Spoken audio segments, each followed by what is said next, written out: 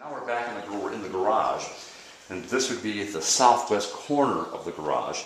And you can see this white chalky material all along here, which is called efflorescence. The concrete along here, this is the water shutoff valve. The concrete here is very wet from water leaking from the outside of the planter area that's outside the front of the home. So now we're at the front corner, which is the southwest corner of the front of the home.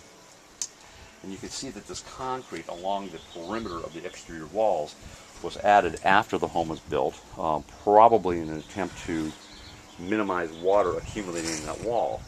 But we're kind of contributing to the situation because we've got a downspout that deposits right next to this planter area. The yard area itself is actually sloping towards the garage, which would account for that water that we saw in the garage. I looked very carefully in this downstairs bedroom and don't see any evidence of water damage to the wood flooring in the bedroom or on the drywall. It's unknown if the painting covered all that, but I don't think so. I think we really need to get somebody out here to do some testing for possible moisture damage and mildew. It was very noticeable in the cabinet underneath the kitchen sink and in the guest bathroom sink.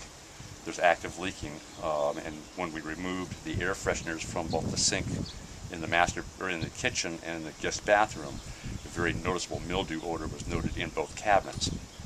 The roof, let me see back here for a minute. I don't know if I can have an actual video of that, but I'll try. I'm sorry? I don't know if I can have a video of roof, but I'll have a video of you. Okay.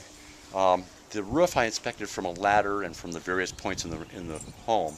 And there are several broken tiles. There are tiles that are sticking up in the air. There are flashings that are sticking up in the air. There are several slipped tiles on the roof. In the living room, I noticed some water staining on the ceiling at about the southwest corner of the living room. So definitely the roof does need repairs. The heating systems are both in good shape. About the only thing you'll see me mention relative to the heating units is they are both original. And I'm also going to note that the gas supply lines installed on both heating units is normal for the age of the home, but they've changed the code relative to flexible gas lines. Mm-hmm. Okay, so now we're in the kitchen. Neither of the ovens work. The breakers in the main panel are turned on, so I don't know if it's defective wiring to the ovens or defective ovens. One of the burners on the cooktop doesn't work. The trash compactor does not work. And as I talked about before, there's quite a bit of water damage in the cabinet down here, which is underneath the kitchen sink cabinet. So there's been a fair amount of leakage that's occurred to the point that it's even caused water damage to the back of the cabinet that's visible from the dinette area looking back towards the kitchen. Again, I think that should be tested. In the guest bathroom downstairs, as I mentioned before, there's active leaking at the toilet, there's active leaking at the sink, and visible water damage in the cabinet underneath the sink. So that should all be tested.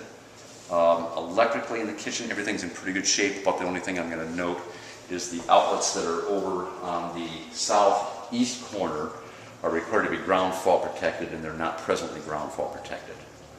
Dinette area is in good shape. The family room's in good shape. In the report, you'll see me mentioning that all three fireplaces need cleaning. You'll see me mentioning that where the gas pipes for the log lighters in the fireplace enter the fireplaces, the sealant has deteriorated, and that by code all of the dampers in the fireplace are required to be modified so that they can't fully close. When I was in the master bedroom looking over at the chimney of the fireplace for the family room, I noted the cover is partially bent, so it appears that that cover will have to be replaced by a fireplace specialist.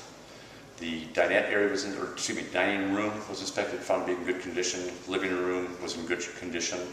You'll see me talking a few places where some screens are missing on the windows or the doors.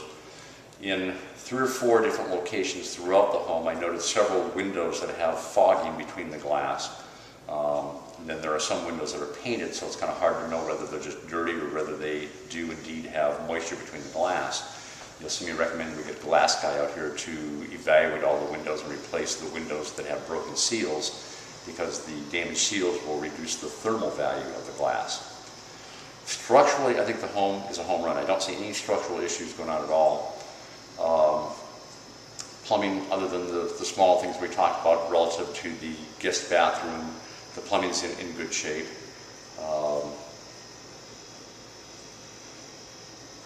That's the essence of where my report is going to be coming from. Certainly when you have a chance to review the report, you're welcome to call me. We can kind of go through any of the individual items that you're going to see me talk about in my report.